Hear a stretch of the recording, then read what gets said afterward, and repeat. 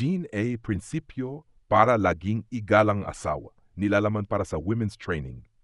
1. Magtakda ng mga alituntunin at limitasyon na ikaw mismo ay sumusunod. Halimbawa, hindi maaring gumamit ng salitang ikaw ako ng may galit. Bawal manakit, ang mga patakaran ay dapat mga bagay na direktang nakakaapekto sa sarili at hindi dapat pabigla-bigla o hindi makatuwiran. 2. Isulat sa papel ang mga hindi kanais-nais na ugali ng iyong asawa at hatiin ito sa 2 kolum. Isang kolum para sa mga ugali na maari pang palampasin at isa pa para sa mga hindi matatanggap gaya ng pagsisinungaling, pambababae, kawalan ng respeto sa asawa. Pag-aralan ng mabuti. Bakit siya may ganitong ugali? Ganyan ba siya sa lahat ng tao? Kailan nagsimula ang pagbabago ng kanyang pag-uugali? Kapag alam na ang ugat, mas madaling ayusin. 3. Laging kumilos ng mahinahon kapag may problema.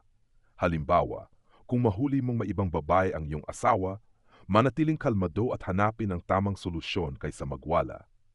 4. Patuloy na magdagdag ng kaalaman at iangat ang halaga ng sarili araw-araw. Tiyaking may natutunan kang bago araw-araw o may narinig na positibong bagay. Kapag tiwala ka sa sarili at sa iyong nalalaman, hindi ka basta-bastang mamaliitin. Fem.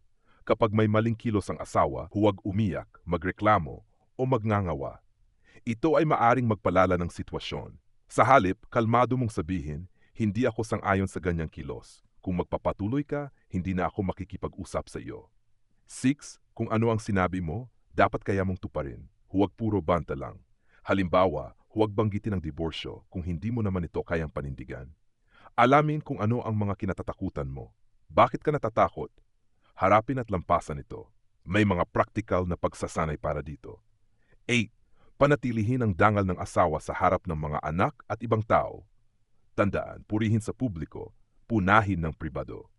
9. Sa pagbibigay ng opinyon o puna sa asawa o kahit kanino, tandaan ang sining ng tamang pakikipag-usap, purihin muna, saka magbigay ng puna. Naway magdala ito ng positibong pagbabago sa inyong araw-araw na buhay. Alin sa mga prinsipyong ito ang pinakatumatak sa iyo?